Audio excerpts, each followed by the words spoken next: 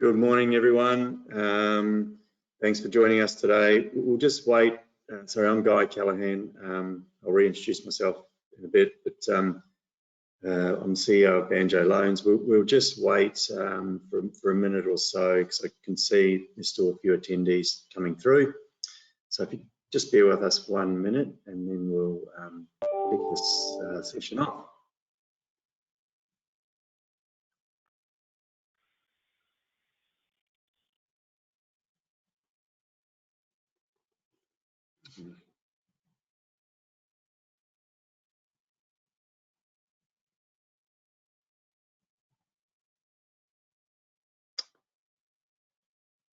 Okie dokie. All right, I'm gonna start now and just get it going. Like I said, so I'm Guy Callahan. I'm the CEO of Banjo Loans, and we're really honoured to do this presentation today with Worrells. Presenting from Worrells today, you're going to have Simon Cathro, Chris Cook, and Ivan Lavas. I'm sure some of you will know these guys, and I'm really looking forward to watching their presentation. Just as a way of introduction, yeah, first thanks everybody for joining. I hope you enjoy this. So in case you don't know who we are, so Banjo Loans, we're an alternate lender to the banks, and we provide working capital loans to Australian SMEs. We've been around for about 7-8 years. We've got thousands and thousands of clients on our books. We offer short-term working capital solutions. The majority of them are unsecured, so they're not going against a property or anything like that. They're going against how well the business is doing, and they're loans that are just really designed to help businesses grow. We do a lot of work with accountants throughout Australia, where accountants actually work with us with their SME clients that they work with us. But today we're going to focus on, we went out and we're going to do this annually at the start of this year. We went out and did a survey with over 500 SME businesses right throughout Australia. We engaged an independent research house to do that. And what we're going to just go through now are some of the insights that we gleaned in this report. Scroll down, hopefully that all works. You people don't really want to look at a picture of me too long, so I'll bounce over this page quickly. But we went through the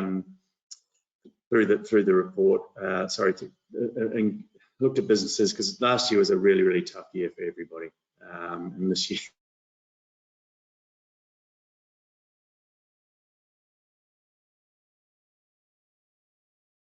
Yeah, even though we thought we're coming out and we're looking forward to a start of a new year this year, you know what, we're still dragging along. So it's going to be an interesting journey ahead, but we really want to see what the mindset of Australian businesses was throughout this, throughout the journey. So this is the findings from our report.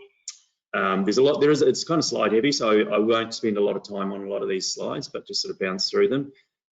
As I go through the slides, please, if you've got any questions, there's a chat in the webinar. Please fire those questions into that chat. I'll see them, or I'll get reminded of them as they come up. And the same applies with when the Worrells guys are talking. Right, that's just an introduction on how we actually conducted the survey. We did a lot of engagement there. We did a lot of work with the independent research house, Honeycomb, and they were fantastic to work with. And no surprise, this slide, so, nearly 3/4 of SMEs in Australia had their operating capabilities in some way or form restricted as a result of the pandemic. So people came out at the end of last year pretty scarred. What happened was a lot of SMEs made material changes to their business, and look, we were an SME ourselves, so part of this happened for us as well, where we looked at some of these things and looked at our product range and our head count. And a lot of businesses took some drastic steps throughout this time, and it's going to be, as we get down through the slide, you'll see some interesting ways of different businesses reacted, and to be able to cater for what was happening. So what were the top barriers of growth last year? Funnily enough, market conditions was the number one. But what surprised us here, well, not sorry, surprised us. What stood out for us here was the two down the bottom, the insufficient cash flow and access to funding. So a lot of businesses wanted to still grow and wanted to promote their products and get out there and do stuff, but they didn't have the right amount of funding or cash flow in their business, they felt, to be able to do that. The businesses, though, interesting, and this is, you know, it's the old end that what happens when businesses invest in their growth in the future, they're the ones that likely exceed. So, you know, Warren Buffett, buying the downtimes, comes out on top. Same with the businesses here. The ones that really invested in their growth during those tough times are the ones that came out on top and really blew out of the blocks out the other side of the COVID pandemic. You know, investing in new technology, looking at new products, you know, that's something that we did ourselves, and purchasing assets so they were all ready to go out the other side. So it looks like the cameras are coming on and off. Hopefully this is still recording okay.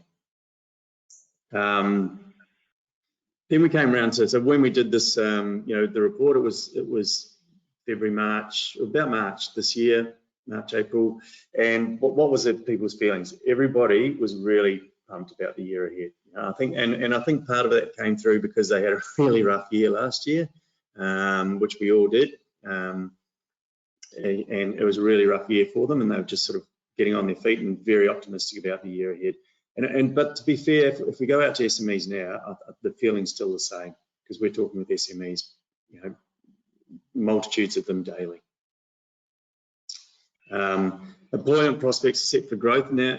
As businesses come out the other side, everybody wanted to increase their headcount. And I don't know about you guys, if you've been out in the market trying to hire people at the moment, what you'll see, it's really hard. It's a really tough market out there. The good candidates are being snapped up really quickly, and then it's you know, you either have to be really quick on the blocks to get the people there, to get the people you want, and if you muck around, they go pretty quickly with the competitors. What was the area that people sort of looked at was the main thing that they needed to focus on?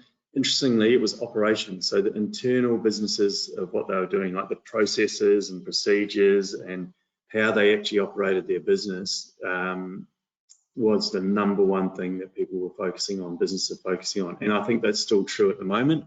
When people are coming to us for loans and those working capital loans, that's what they're trying to improve, their operations and activity to try and get their business really humming. Now, this is where this report gets really interesting for you guys, for the accountants on the line. Most businesses, when they're looking at externally for how they went, you know, got their advice where they ran their businesses, the #1 thing they turn to is accountants. Yeah, so you guys, everybody on this line, they're still looking as the most valued external advisor that they can go to for advice. So this is where it becomes really important for accountants to actually understand the role, and I'm probably not trying to tell you to suck eggs here, but the businesses look to you. They look to you how they can get funding, they can look to you how they can grow, and look to you how they can come out the other side. Now, look, we'll share all these slides at the end of the presentation too, so there's nothing there. Top drivers of growth is, you know, you're looking at improving the products that they've got, the product range. You know, again, something we did and are still doing.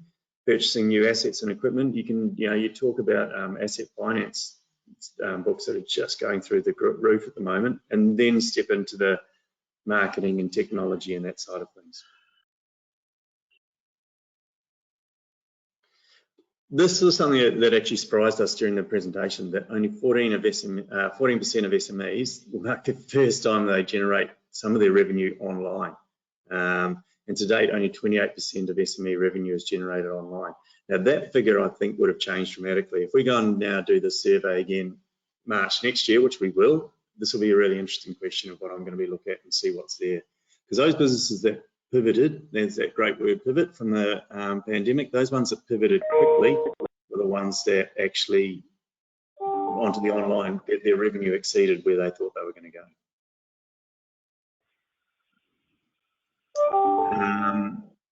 So getting that online revenue, it was one of the key things that people had to overcome to get into business. So this is just sort of touching on that side of things there.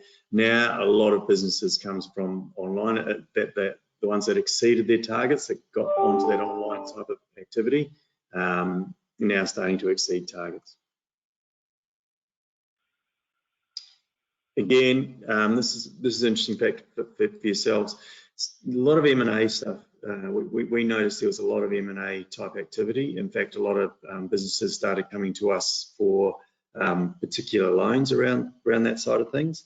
And they were looking actually at either merging businesses together or acquiring businesses that they saw people who were getting a bit tired in their business, had probably done some really hard yards and didn't have the energy to go again. So there was a lot of merger and acquisition activity in the market. And funnily enough, who did they turn to? You know, a big portion of these returned to their accountants. So this is where it becomes really important for accountants, I think, to understand what kind of funding propositions are out there for their businesses. Where do people look to grow as they were expanding and acquiring and growing? The one area that's probably stood out here a bit was that Queensland was an area of where they look to acquire and grow. And I think a bit of that could be, you know, to do with the pandemic. Victoria struggled. New South Wales is okay, and so that's probably about where New South Wales, but Queensland, that's a big number for them. So there is a lot of growth of merger activity in Queensland. So for those advisors and accountants who are sort of based up there in Queensland, that's something to think about, and what's happening out at the moment. People want to grow, even if it's a move part of their plant out, up to Queensland.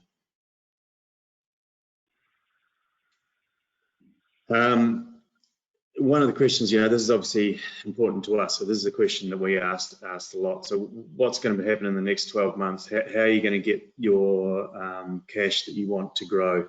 And a lot of businesses say, you know, 65%, they want to leverage funding to grow. So they want to get some kind of funding to help them grow their business. Interesting enough, that most businesses still turn to their banks as the first point of call. Now this is where often they get unstuck, and I'll touch on it a bit again later. The banks, and this is not a bank bashing exercise, but banks take a long time to turn around activities. They want security over their loans, all that type of stuff. As you look down the bottom, alternate lenders, and that's probably where I would put us, and then I don't know if this question was asked wrong or what, but that's only 6% turn to us, and yet we're the ones that have got our doors open.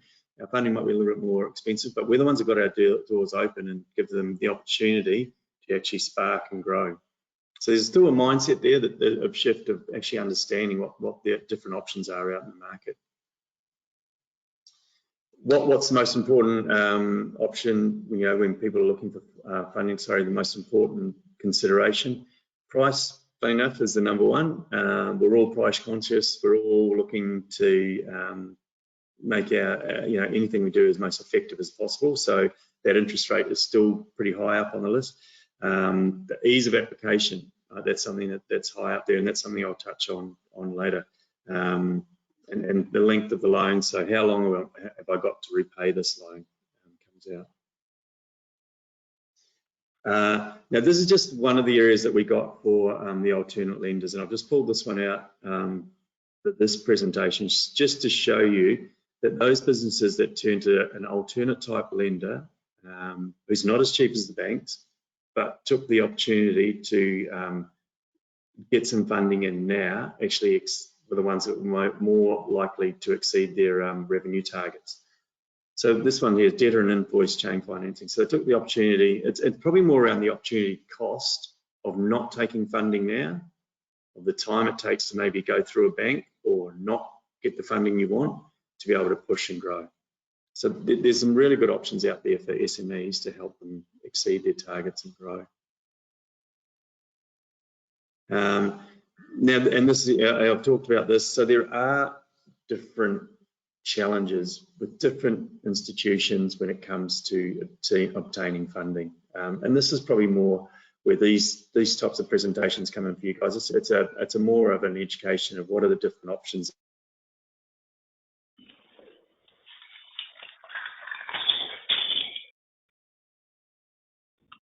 out there. Lenders being too strict, taking that they only want to take secured and old school lenders got to jump over to actually get their loan. Time taken to make a decision. For us, we'll turn around, we'll make a decision if we're going to actually proceed with an application within the first 24 hours.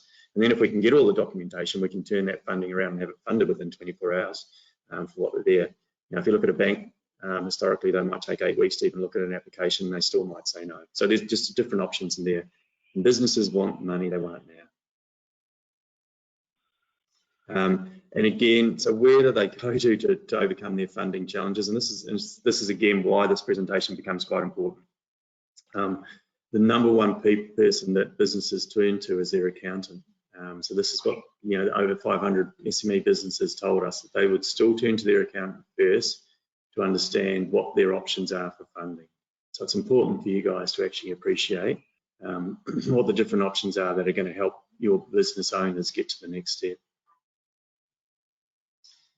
Right, just a little bit of a pivot here on the way the presentation's going. We asked some questions around females and males side of things, and I found these really fascinating in the outcomes. So female businesses female-led businesses, are just as motivated as their male counterparts to grow, but they want to really focus on improving their existing products. Where the males, sort of the main thing they want to do is look at on how they can improve their investing and marketing and sales and that type of activity. So there's an internal focus versus an external focus here from the females to male type thing. And female organisations are less likely to use external finance to grow. So they'll still want to run with their own cash flow and see if they can charge and make things go themselves. We're male-led organisations, and this is obviously just the findings from the survey. So out of it's there that male businesses would still probably try and look to external funding to grow. So maybe there's a mindset change in some areas there, and just helping that bounce out of things. And another one just on that same point, that female-led businesses are probably a bit more adverse to providing their own personal assets as a security. So, the personal assets, their home, their business premises, whatever it might be as a security. And probably that's where funders like ourselves come into play again. Interesting fact with female-led businesses for us, we have never had a female-led business go bad on us. So we love into female businesses. They're really conscious of the way they operate. They're always willing to take external advice, so like from their accountants to help get the best of where they're going. And it ends up with a really efficiently well-run business. Not to say the males aren't. It's just a point that we've sort of found when we're going through the journey. Alrighty. So I have kind of flown through that presentation of 25 slides, but if there's any questions, I'll come up in the chat and I can look at them while I think Simon's going to kick off the first one, and then we can maybe go and look through questions and presentations later on. I'm now going to stop sharing. I think I have stopped sharing my screen. And now Simon is going to talk. I'm going to go on mute and let Simon talk. So thank you very much. If you've got any questions, please throw them in the chat. Thanks, Guy, and I hope everyone can hear me okay. So thumbs up, Chris, if it's all good. Excellent. So that was a great presentation. It's a nice segue into what Chris, Ivan and I are going to be talking about when it comes to the ever-changing role of the accountant, and keeping in mind the data that Banjo's collected, which is very valuable as accountants to understand where you sit in your role with your clients. So we will tag team between the three of us. Myself, I'm a partner in the Sydney New South Wales Worrells office. Chris is a partner in the Queensland Worrells office, and Ivan Glavis is a partner in the Victorian office. So the three of us have done a lot of work together, and obviously have spent a lot of time researching our topic today. So if Chris will be managing the slides, if I can just get you to move through to the agenda, Chris, thanks. So there's 4 parts to today's presentation. It'll be looking at the essential functions of a business owner, what the director legal obligations are, how you as accountants can assist them in that regard, keeping in mind the information that Banjo has provided around the different areas of a business and the reliance on accountants, and what your options are around distress. And that'll be a very quick touch in terms of that last agenda point. So just in terms of the essential functions, we see 6 areas as being really key to a business. And first and foremost, is the strategic plan, where and then we look at the resources, the performance, the compliance, the risk and accountability. So I'll touch on some of these things in a bit more detail throughout the presentation. But these are the areas that, as you as accountants to the client, should be thinking about having conversations as to how they're managing that process. And given the data that come through the survey from Banjo, where there was 62%, I think it was, that rely on accountants quite heavily. And I think that number is very strong, and I think it's become stronger because of COVID. The impact I've seen through COVID is that clients and business owners have become a lot more reliant on the accountant than ever before. And I think that will now continue. So I think in that sense, it's important for you as accountants to take it that and to really espouse to your clients why it's important for you to get involved. If we just move on to the next slide, Chris. So very high level on the strategic plan. What are the business purposes and goals? Okay, making sure that those businesses and purposes are very clear and measurable. Okay, it's important that your clients have got key performance indicators agreed that are realistic and able to be measured. And so it's important in that sense. So can everyone hear me?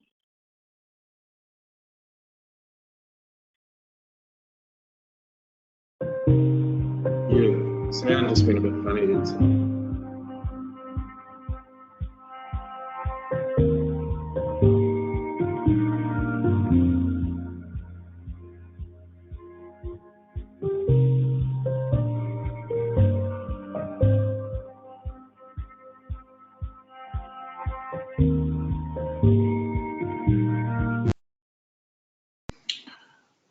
Sorry, can you hear me again?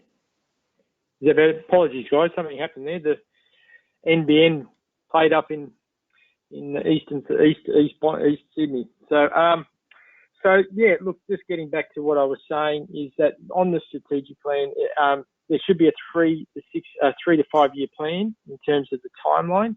So again, what does the actual business look like in 3 years' time? What does the business look like in 5 years' time? 5 years' time. And the emphasis in the Banjo survey was around, the products, and now there's a real focus on are the products that we're offering relevant to today in the new world that we're operating in. And look, we're seeing in the current situation in the lockdown, particularly in New South Wales, that this kind of, this impact around COVID will continue, and it's important to make sure your product is actually suitable to today's environment. And finally, making sure there's proper oversight around performance and compliance. So if we just move on to the next slide, Chris.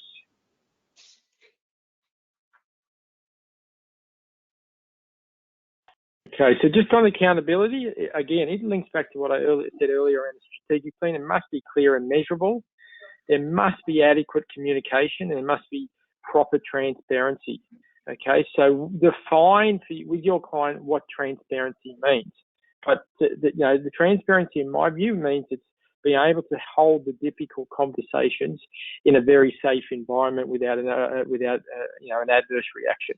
But again, taking into consideration, once you've got that accountability clear and measurable, then in that situation you've got a proper framework to move forward. But then look at the things that came up in the Banjo survey around new products, new plant equipment, financing, right? So, as accountants, you can help your clients provide that kind of proper accountability. Moving on to the next slide. Okay, so back to we went the other way, Chris.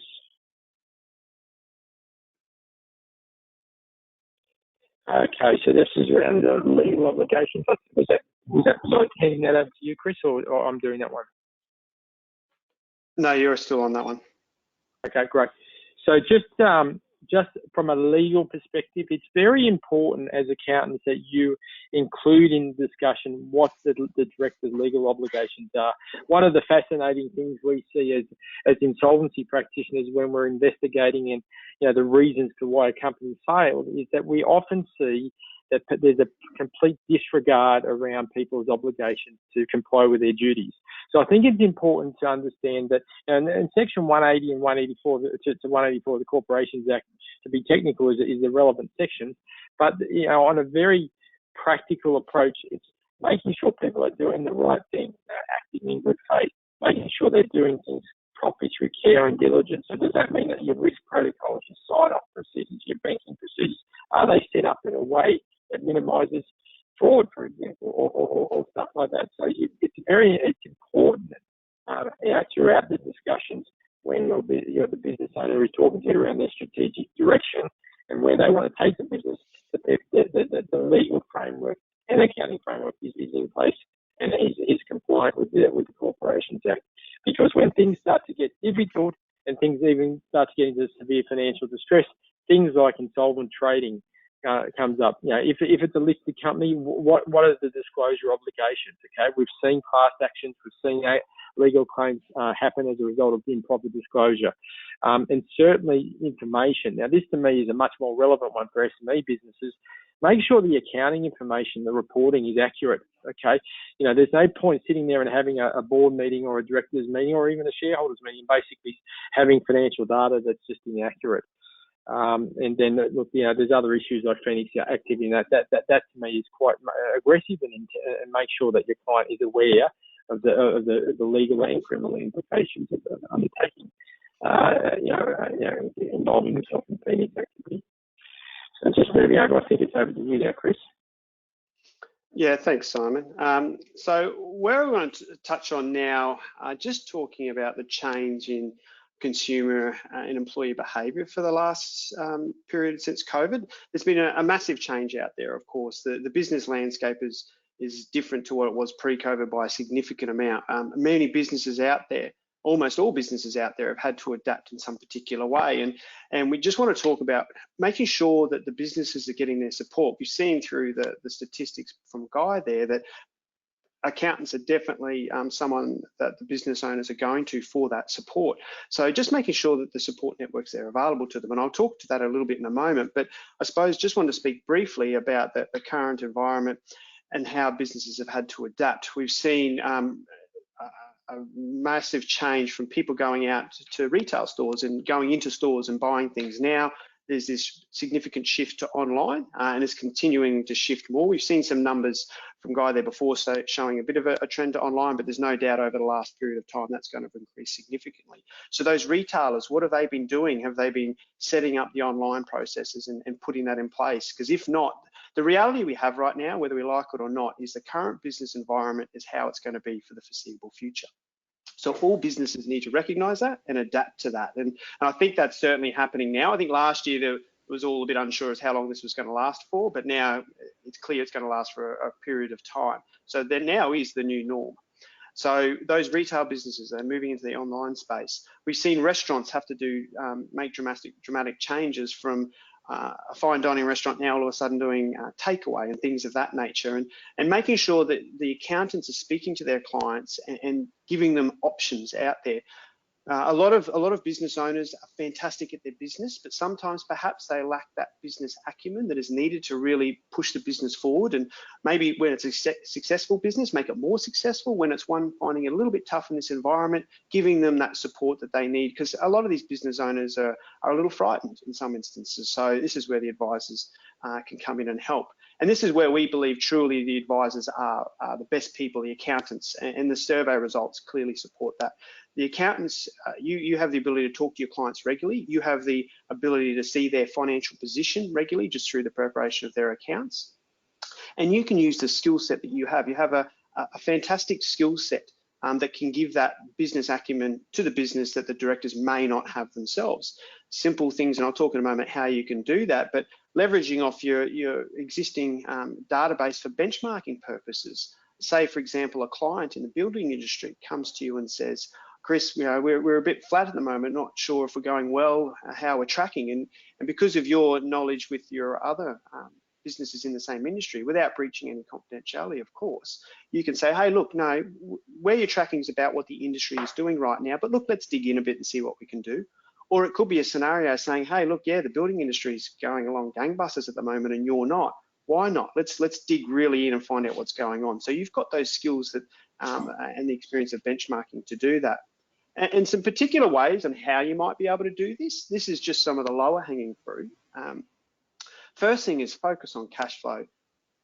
This is one thing that is so easy to do. It's so easy to understand from a business owner's perspective, and it can provide so much useful information about a business. And business owners won't do it themselves. The accountants are the ones that can do this for them. And setting out a simple cash flow, running through, it sets out the next 6 to 12 months, just a short-term one to start with, having a look at those trends of what the spend is, take into account any seasonal adjustments in the business, of course, any large expenditure if it's a transport business and you might have all your registrations coming up at a similar period, making sure that's accounted for.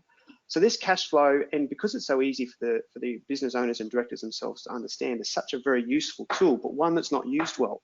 And the first thing it does is you put the cash flow in and, hey, look, first element is you can pay all your bills going forward. Great, no concerns there. Now let's work on what can we do with this cash going forward? What are the options with it? You know, it might be a scenario when they're in the manufacturing industry and they can think, well, this is an opportunity. We've got some machines that need to be replaced. Let's have a look at how we can use that cash. Do we save up over the next 12 months and then buy the machine new? Or is it a case now, hey, look, money's cheap, lending's easy enough to get at the moment. We've worked out the cash flow that we can service any lending that we need to do. So let's go out and seek some capital injection through financing to purchase the machine now, because it's going to give us efficiencies to make our business more profitable. So, and there's many other things that can be done with cash flow.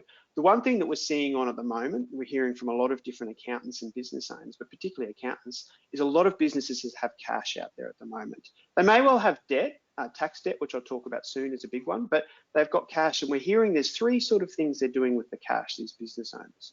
The first, paying down debt, and that's quite a sensible decision. The second is some businesses just want to hold on to the cash. They're concerned about the rainy day concept, so they're hanging on to the cash. And the third is going off and renovating the house, buying the four-wheel drive to travel around Australia, buying the boat, things like that. Now that's great. We all go into, we all set up businesses to make money to then enjoy that money, but they should be talking to you first, because there's no point taking money out to enjoy it if there's an ATO repayment agreement in place, for example. So this is where talking with you to understand what the goals of the business is, but also what the goals of the owners themselves are. So the next element is focusing on working capital. I've probably touched on that pretty well, just making sure what's the business plan, what's the desire going forward, and how are we going to fund that? What are we going to do? Guy spoke about M&As, and that is happening left, right, and centre. And the business plan of the business might be, you know what, we're going to buy up a couple of other small businesses ourselves. Okay, well, how are we going to fund that? What are we going to do? What working capital do we need to get that underway? So having those conversations. ATO is the next issue. That's a big thing at the moment. The ATO has been a big soft puppy over the last COVID period, but that is changing. Repayment agreements have been very easy to get through. That is already starting to change. They are getting harder. So the only suggestions we probably make when you're having these discussions with clients that maybe have some tax debt is, if there's a repayment agreement in place, make sure it's affordable and make sure they stick to it. Because going forward, the bar's getting higher already. They want more money up front. They want shorter time periods. So if they default on their existing one, the chances are they're not going to get the same deal again, and that might be enough to be a bit of a problem for them. So those repayment agreements with the ATO, having the discussions with the ATO. From the ATO's perspective, that we know that they're starting to get a bit more debt collection mode.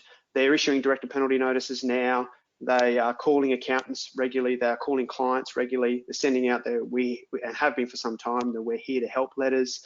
They've come out on record saying from September this year onwards, they're going to start looking at legal proceedings for debt recovery. So the ATO is something that people now need to factor into. The last 12 to 15 months, they've been largely no pressure from them, but that's about to change. The next element is expenditure minimisation. That's a pretty straightforward one. Going through the profit and loss with the clients. Where can we save some money here? It doesn't matter how successful a business is. If there's savings to be made in that expense column, let's have a conversation about it, and bring the directors and the business owners sometimes a little bit into perspective. If times are tough and they've got a luxury car that they're paying off every month, maybe we sell the luxury car, buy a cheaper one, have a less drain on cash flow, for example. And the next piece is regular communication with clients, and that goes across not only with clients but also amongst themselves. So regular meetings. The hard sell that the accountants have, you have so many skills to provide to these business owners, is making sure that they're coming to you. Sometimes accountants are seen just as doing the tax returns, and we all know that couldn't be further from the truth. There's so much value there that can be added, but sometimes there's a bit of resistance with the cost that goes with that. So there has to be a bit of an element of demonstrating the return on investment in that. And that's something that the accountants are doing all the time, and it is a hard sell. But part of that process has to be the communication piece, meeting with them regularly, being available, making sure when they want to go off and buy the expensive Lamborghini that, hey, is that really the sensible decision given the state of your business at the moment? And making sure that they've got that trust with you to call them and have a conversation about it. But also goes the communication piece amongst themselves. If you've got two business owners, two directors, making sure they're on the same page about what the business plan is. There's no point if they're on different pages and one's trying to drag the business this way and one's trying to drag the business this way. What's also important is having regular meetings that are minuted. We see too many disputes that come to us where someone says, oh, we were supposed to do this, and there's no evidence of it, and there's two different stories. So having regular meetings, conducting, holding minutes, and it could be down to even what's the agreed salary between each other. There's numerous disputes where someone's taking more than the other one says they should be. So documenting all of that. And when they're having the meetings with the accountants, of course, just some items there on the slide to look at, comparing actuals versus budgets. If it's achieving that, great. If it's exceeding that, what are we doing right? What else could we do? If it's not hitting it, okay, what do we need to change in our plan to get back to where we wanted to be on the budgeting side of things? And there's some other elements there as well. I'm going to hand over now to Ivan, who's going to have a bit of a chat about the more digging into the detail of the financial analysis side of things. Yeah, thanks, Chris. If you could just change the slide, actually, that'd be good. Perfect, got it. All right, now for strong business owners, Bell wants a deep diving done on the numbers, and the financial ratios which exist are commonly considered to determine solvency from a point of going concern, but they realistically can only be done when the financial data is accurate, and that's something which, of course, accountants are good at producing.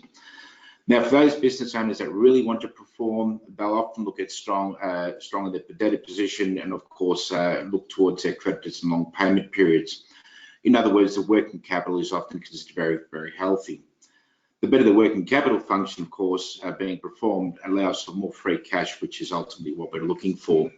Now, ratios can easily be set up in an accounting package that saves, providing, of course, you spend some money doing so, and have them set up properly in the first place. And of course, we as liquidators often have to interpret these types of ratios when we're looking at things like solvency. Now, in the case of our job, we would look at this information, determine and provide reports to creditors and, of course, the regulators in that process. So for us, it's very important that the accountants provide that information which is relevant, accurate, and of course, reliable for future use. In the case, as Chris said, you want to look at this data and trying to work out what you can do to improve the business position. Now, for ourselves, when we do look at ratios, we look at particularly the current ratio, which of course anything less than 1.5 is really considered a solvency concern. And there's reason whatsoever why a healthy company can't at least achieve 1.5s up to 3s is what we consider to be a good position. Putting COVID to one side, there's been a lot of businesses, as we know, that really suffered as a consequence of the COVID environment, but also just the way the recovery process is at the moment. Whilst ratio analysis are actually very good, and we do accept the fact that they've been put on the back burner for some time because of the COVID environment, it really is time now to start looking at those numbers again. More so much because we aren't going to see a rapid improvement in the economy, but at least you can see incremental changes that may cause concern that you can raise when you're talking to the client. Chris, if you could just change over the slide, please. Now, this particular slide, this particular slide considers the highlights of other information you need to consider, as Chris spoke about with balance sheets and profit and loss and looking at the ratios within. One of the things that we would recommend you do is consider the regular meetings and, of course, understand what information is being put forward. Accountants are very good at numbers, clients are very bad at numbers, and perhaps one of the critical points is not just sitting down and talking to them about numbers, but let them understand why it's important. You know, we often get to hear the conversation with the accountants saying, well, I gave them the information and they didn't really get it. Let them understand why. Let them understand how critical it is for them moving forward. Now, certainly coming out of the COVID period, the business owner should also be engaging in lengthy sessions around trending, and this is something that we tend to suggest in fact should be done post-tax reporting time. Now, we understand that tax reporting time is critical and you're all very busy at the moment, but organise some time. The way I guess insolvency practitioners see it is if you're to organise time to not just do the taxes but also a proper understanding of the future of the business, cash flow strategy, etc., there's greater chance that the business will never suffer. Now, I wanted to make a particular point that insolvency practitioners really are quite surprised with, and that is the way small businesses see their cash flow. Chris, if you want to just switch over for a second. What we are concerned with is the lack of understanding around cash flow, and I'll put this in context. Very rarely do we walk into a business and have the client who understands their cash flow position firstly, probably hasn't understood for several months or years, and in this particular situation, we don't know what their prospects are moving forward. I'm sure Guy and the crew would see this more often than not when they go out and see the client, because when you ask for the cash flow, Guy, how often does it happen that you get one? Probably 1 in 10. I'd be surprised if it was even less than that. Now, critical to that, of course, is explaining to the client the purpose of a cash flow and how it's produced. Quite often what we tend to see is, of course, the cash flow being what's in the bank account, and that's all that we need to know, not realising that there's going to be some sort of future projection to understand what's going to happen. Now, we've also seen a suggestion that businesses have increased their savings by up to 20%. In fact, our own federal treasurer in January this year suggested that we have saved about $200 billion as a nation. And we found that quite incredible when you think about it, because that might have been the case, but the question is it coming from government coffers? Is it coming around because people aren't paying things, as Chris nicely pointed out before? If you don't pay your creditors, then of course you get rich. And that's something that we often get to see as practitioners as well. So it's not just a matter of have you done your returns, but have you done your returns and actually paid the taxes? Quite often not, we're now seeing payment plans becoming an issue, but of course, once again, people got understanding that this will affect their current cash flow and future cash flow, because they've got to factor these things into it.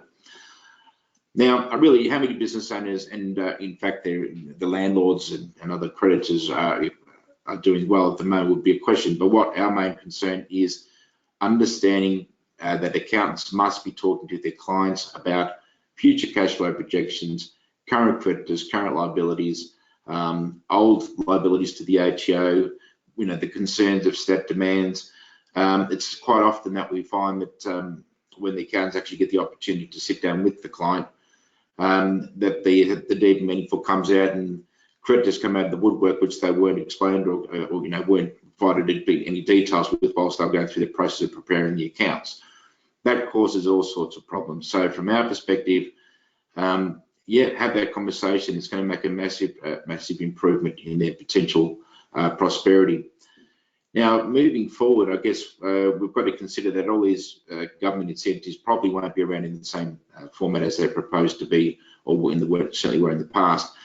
I've just been looking at the numbers this morning for Sydney, and of course, you can imagine that JobKeeper payment or those job type payments will be much smaller moving forward, because it's a question of cash flow, even within the government, but also trying to incentivise people when they can get back into business to actually get out there, because you don't want to create complacency, and that's certainly a problem at the moment, certainly within the states of Victoria, who has had issues in the past.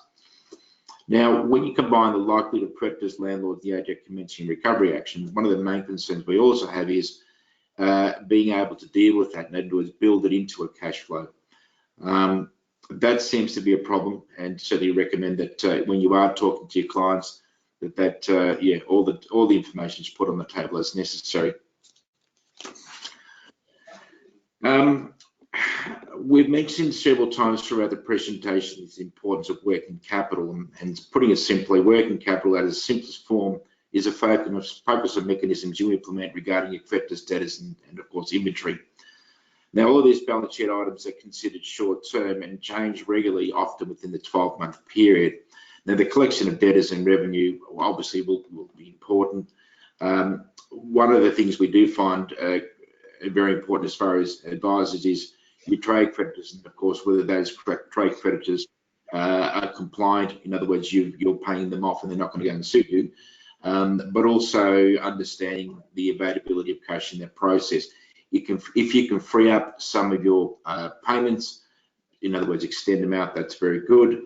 For businesses that have inventory of course is critical to the sales to customers, and understanding that inventory is very important.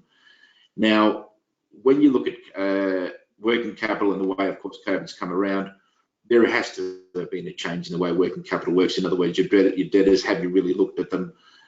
Is inventory really relevant anymore? In other words, is it stock that's sellable?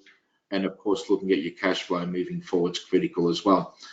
Going to the point of debtors, there is several examples we could give you that we tend to see with clients, and that is the understanding that they probably don't have a good grasp on the recoverabilities. Likewise, with stock at the moment, we tend to see that businesses that would like to move forward don't know how to get rid of their stock, and don't understand, of course, the mechanism, which I'll talk about broadly. But just going back to you as tax accountants, you bill in many particular ways. You can do it upfront, as we often see. You can do it on payment of a return, or you can do it a 30-day invoice approach. Retail is not so lucky, and of course, in this situation, that they have to have people coming through the doors or online, as was mentioned before. The likes of Afterpay certainly have improved positions, but it really does come down to foot traffic or online presence, which of course is an issue in itself. I suspect in the future there's going to be a lot of investment around getting people more engaged with online, simply because of the environment that we're in, but that's also going to potentially change the generation of shoppers. With all great respect, with me and my family, there's more boxes coming to home than ever before. And of course, they're all just things you don't need. But for whatever it's worth, people do more often, which is very important. Now, as far as debtors and cash is concerned, your clients really need to define what debtors and cash are. And of course, when you look at it from the perspective of a business, what makes the recoverables tick? In other words, look at your debtors, look at what can be done.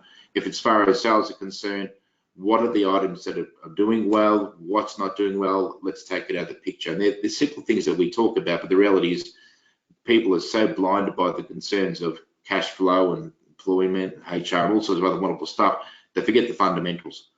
And that's something that we often see. Look what generates the revenue. And for example, I mean, Chris and even Guy were mentioning about online sales. Online sales have increased incredibly over the past 12 months. We don't know what's the ratio or the improvements have been, but as Guy said, next year when you're doing your survey, you'll certainly see the numbers. From a creditor front, well, look, you need to dig deeper with your creditors and actually understand who they are and what they represent. Something which I guess is critical for any business moving forward is having the pocket of creditors that are old debt and having a pocket of proposed creditors that you need to move forward. You might need to renegotiate plans. You might need to reconsider your payment process with the creditors that you're currently with. The ATO, as Chris said, are moving softly at the moment. They are willing to consider payment plans now if there are problems. We don't know how long that's going to last. Chris, it's been suggested probably later in the year that it will change. The reality is we don't know. And for what it's worth, it is pre-election, so it might go a little bit longer. It's amazing that the ATO don't necessarily do much recovery pre-election, of course, but it's a question of timing. Now, with respect to an example of what we see, we had a matter of recent times where we were asked to look at the business of a client or referrer because they were providing product at Bunnings and doing quite well, but the difficulty was they didn't understand why they were still cash flow strong. They didn't understand what they could do to improve their position. So we went out, had a look, and the first thing that was obvious was walk into a factory, a whole heap of stock covered in dust. That stock was considered not sellable. In other words, it was not making the margins that they wanted. but in that process, they had so much of it, it was clogging up the whole warehouse. We suggested go and sell it, even if you sell it at auction. They did so, surprisingly got a good return and improved their cash flow immediately. And that's something that you as advisors really should have the opportunity to do, is go out and actually visualize what these people are doing. Unfortunately, when they come to you with their bunches of numbers and say, can you produce financial accounts, they are actually asking for more. And it's often that we get told when something goes wrong, it was my accountant didn't tell me this and my accountant didn't tell me that. That's not correct. Of course, and we understand it's probably just blame game, but it's more, it is an opportunity. You have that ability to go out and do that now, which is fantastic. Now I'll hand over to Simon if you would like to talk about the financial facilities that fund the business. Thanks, Ivan. Look, I'm conscious of time, so I'll keep this short. The thing that's important and what sort of back ends this whole presentation is around funding, and obviously that's the space that Banjo plays in. As accountants, I think this is got to be the best time in the history ever to look at financing and facility and doing a facility review. I think every accountant should be looking at their clients and looking at what the funding structures are for their clients' businesses, because there are very competitive rates out there. There are new options, there are new funding options, there's new ways to seek funding, and there's probably more capital available than any time in the history of the Australian economy and global probably economies too. So it's important that if you look at those facilities and look at what's available. Certainly the products that Banjo offer play in a certain space, but this is the time now to look at what's it costing your client to get the funding. Is there an ability to get more funding, and can that funding be used to look at some of the things that came out of the survey from Banjo around new plant and equipment, the evolution of your product offering, and so this is the time now that you should add that into the overall process. So I'll just move on to the next slide. I think we're handing back to Chris, I think it was it? Was it going back to Chris? Yeah. I just touched on this quickly. I think we want to leave some time for Q&A. So basically, this slide's just all about it's just having the difficult discussions. If there are clients that are in financial distress, there are options available, and many of those through some new legislative reform. One in particular, the small business restructuring plan, is to save the business. That's the ultimate goal. Unfortunately, the Australian way, or fortunately, which way you look at it, is to fight to the death. Sometimes you've got to put your hand up early, and people are reluctant to do that if they are in distress, whether they're worried about being embarrassed or whatever it is. You as accountants, you know them, you know the family, potentially even you've been clients for many years. You've got to probably be the ones to sort of have those difficult discussions, and then turn the discussions into how we can manage out of this. And there are ways, and certainly at Worrells we can have a conversation with anyone at any time on what their options are. So at least they're informed to work out what they want to do. But the big takeaway of this slide was nothing more than making sure people act early. We see far too many businesses that hang on till death, and then there's no way of saving, and it's a bit of a not an ideal outcome for anybody. But look, we might just move on. That's it with to sort of some Q&A. So Guy, I might hand back to you if you want to run any Q&A on this. Sure thing. Look, I've had a couple of questions come through, not many, but look, probably the one there, we didn't touch on our process and how that all works, and how we actually operate. So let me just pull up some of these questions while I'm talking. But what we'll do from here, we have a partner program where people, accountants or financial brokers can get online and work through, and they can see their whole sphere of clients and stuff with us. So we'll have, when we send out the slides, we'll give you some contact details there, people you can be in contact with to ask more questions as they come up. First question was from David Cook about our rates. So we analyse over 3,000 data points instantaneously there, David. So we get to have a look at things, and then we pick up the phone and we actually talk to the clients. So we assess every single client on a bit of a risk scale, like on how risks they are. So better businesses get better interest rates. The more riskier the business, the higher the rate. But to give you a bit of a thumbnail, it's somewhere between 12 and 15, 16% unsecured loans is where we kind of fit in. Marie asked if their accountants choose not to apply. the government grants because of their workload. Yeah, look, you guys are busy. Like accountants, there's no denying you guys are busy, and you probably picked up a lot last year. Whether people apply for government grants, I don't know that. But what I've found is if we could work really well with the clients in our application, the accountants actually don't pay a huge part apart from providing the updated financials and audited accounts, and if the client needs to come for like cash flow and things like that.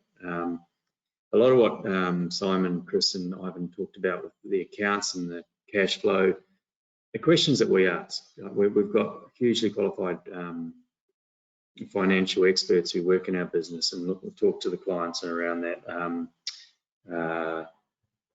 you know, what their accounts are, how their business is running. So they try and understand how the business is more. So you'll actually find as an accountant, it's actually quite pleasurable working with our guys that do that stuff because they know what they're talking about and understand what they're there.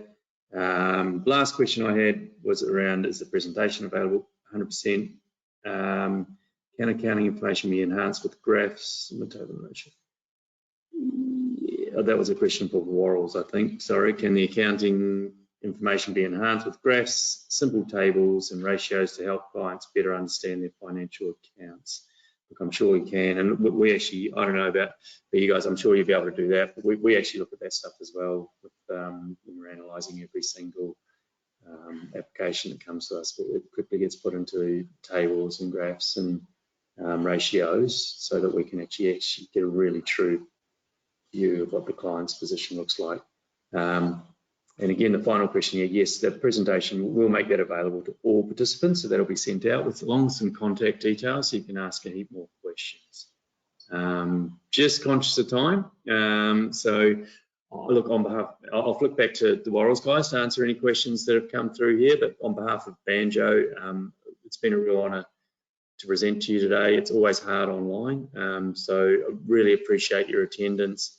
If you have any questions, yeah, as I said, we've got a great partner program, so we'll be more than happy to chat to you guys at any stage. But I'll hand over to the guys at Warrels now to sum up and maybe answer any questions that they might have. Oh, great. Thanks, Guy. And thank you, everyone that attended. I think, as Guy said, that the slides will be made available.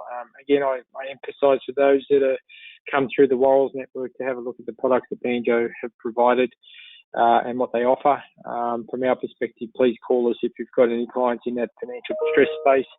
And certainly, just to really sign off on your roles and how it's evolving, you know, take advantage of the importance that you have become as a result of COVID, and make sure you continue with clients the emphasis of you know, constant communication between yourself and your client to help their businesses.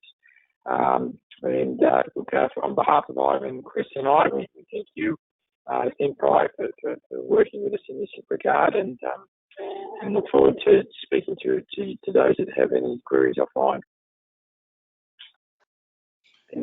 Thanks all. Thank you very much. Take care. See you later.